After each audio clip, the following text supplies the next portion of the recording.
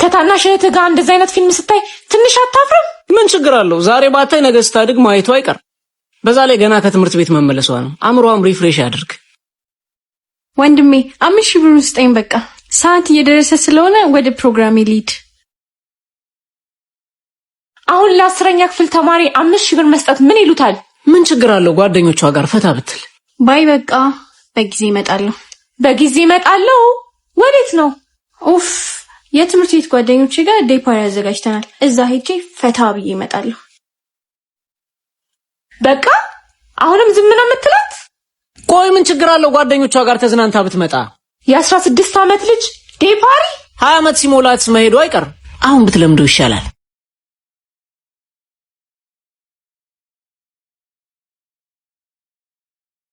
Flex my love, I want to impress, and I want to carry my love, we play she love. ፍቅረኛ ነው ተዋወቁት። ጋር በጣም ጨቅጫቃ እህቴ ያልኩ እሷ ነች። ታስታውቃለች።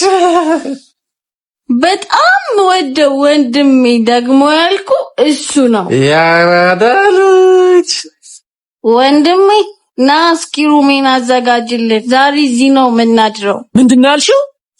ምን ችግር አለው? አነጣጥፍላቸው። ምን ችግር አለው? ነገ ብርቅ ከሚሆንባቸው ከአሁኑ ይልመዱት እያልን ነገሮችን ያለ ጊዜያቸው ቀድመው እንዲጀምሩ የምናደርግ ሰዎች ግድ የለም ችግር አለው። ለሁሉም ጊዜ አለው። ጽንስ ያለ ጊዜው ደም ነው፣ በጊዜው ግን የሚታቀፉት ልጅ ነው ይላል ጠቢቡ ሰለሞን። ሁሉም በጊዜው ሲሆን ነው ውብ የሚሆነው እያለን እናንተ ለታናናሾቻችሁ ምን አይነት ሰዎች እንደሆናችሁ ፎሎው እና ሼር ያረጋችሁ ኮሜንት ላይ ሐሳባችሁን አስቀምጡልን። የምን ያህል ብር ነው የምገዛው ውዴ? የኔ ልዕልት፣ የኔ ማለት እኮ ያንቺ ነው። ከፈለግሽ ሁሉንም መግዛት ትችያለሽ። ውዴ ውዴ አመሰግናለሁ የኔ ውድ ባል። እንደዚህ አዘንጠኸኝ እስከዛሬ ግን እንክረኛ ነኝ። የኔ ውድ፣ የኔ ማለት እኮ ያንቺ ነው። ነገውኑ መኪና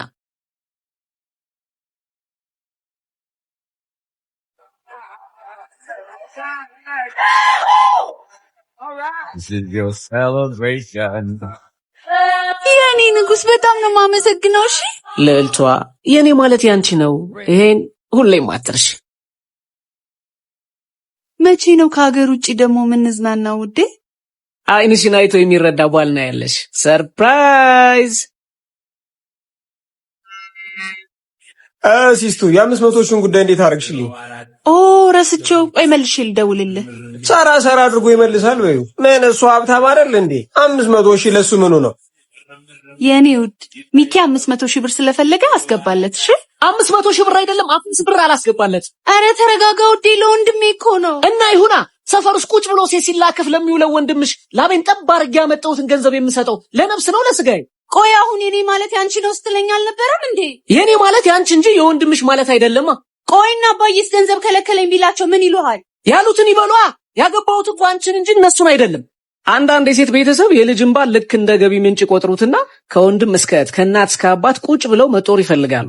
በተለይ ትንሽ ገንዘብ አለው ብለው ካሰቡማ ከወንድምና ከእህት አልፎ ሙሉ ቤተዘመዱ አሰብስፎ ሊጠብቅ ይችላል። አንድ ሰው ላቡን፣ ጊዜውን፣ ዕውቀቱን አፍስሶ ያመጣውን ገንዘብ ለምን አልሰጠንም ብለው የሚቀየሙ ሰዎች በጣም ያስገርሙኛል። እንደ ሰውኛ መረዳዳት ሊኖር ይገባል፣ እንደ ግዴታ ግን ሊታይ አይገባም። ምክንያቱም ምናልባትም ያ ባል ለቤቱ አድልቶ እንጂ ሊረዳቸው የሚፈልጋቸው ድሃ ወገኖችና ወንድሞች ሊኖሩት ይችላል። አንዳንዶቹ ወንድ ልጃቸው ለሚስቱ ቤተሰቦች እንዲያደርግ የማይፈልጉትን ነገር የሴት ልጃቸው ባል ግን ለነሱ እንዲያደርግላቸው የሚፈልጉ ብዙ ቤተሰቦች አሉ። ሁሉም የራሱን ህይወት ቢኖር ብዙ ትዳሮች ባልፈረሱ ነበር። በዚህ ነገር ላይ ፎሎ ያረጋችሁ ሐሳባችሁን ኮሜንት ላይ አስቀምጡልን። እንኳን ለሀገር ያበቃኝ ነኝ ልጅ፣ እንኳን ደህና መጣ። ቴንኪው አባ ቴንኪው። ታናሽ ወንድሜ ነው አባ። እሰይ አምላክ ያሳድገው። ብሮ ዛሬ ሪክሩስን መስዬ ነው የምሄደው። ያምራላ።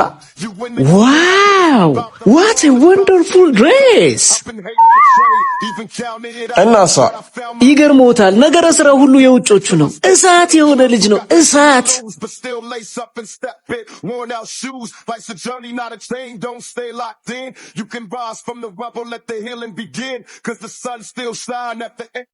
ሪክሩስን መስዬ ወጥቼ ሌሎ ወይኔን መስዬ ከቻልኳ።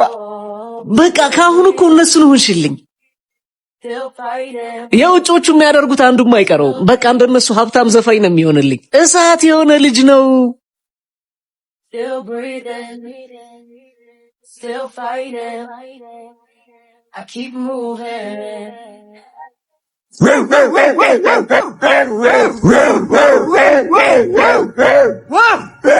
ተሸነፍክ። እንደ ስፒድ መሆንም ይፈልጋል። በቃ የማይገባበት የለም። እሳት ነው አልኩት አባ።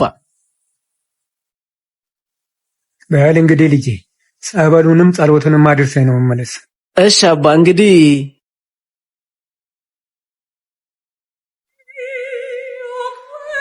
እሳት ብለህ እሳት ውስጥ ከተትኩ አይደል? ወሰናል በፍቅር ወዴት ነው ብሩን ሳሰጠኝ ማለት? የኔ ማር የለኝም፣ ብር ጨርሻለሁ። ቆይ መች ነው የሚኖረክ? ሁሌም የለኝም። ለቤት ወጪ ማውጣት የለብህም ማረኝ። እሺ ከሌለኝስ ምን ላድርግ? የምትሰራውን ምን እያደረግከው ነው? የኔ ፍቅር እኔ ብቻ እኮ ነው እያወጣኸው። ታውቀዋል ግን እኔ ብቻ እኮ ነኝ።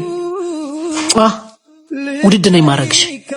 I want to flex my love, I want to impress.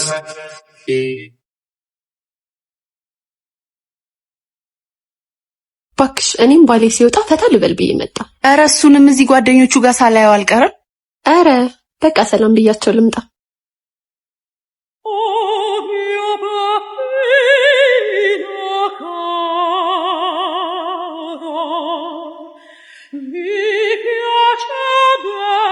ምን ሆናችሁ ነው ማሪ?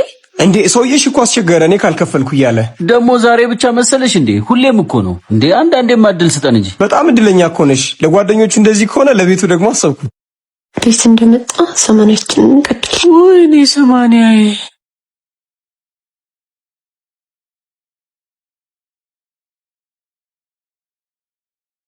ነበረ ቀሪ ክፍያ ጨረስንላቸው። አሁን ሲስተር ሳፕሪ ከሆስፒታል ደውላ ቀሪ ክፍያ ጨርሱልን እያለች ነው። የለኝም ማሪ የለኝም።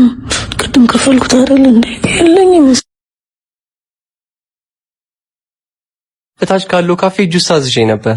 አዎ እኔ ነኝ። መጠጡ አልተስማማኝም ነበር። እሺ ሂሳብ 250 ብር ነው። እኔ ነኝ የምከፍለው።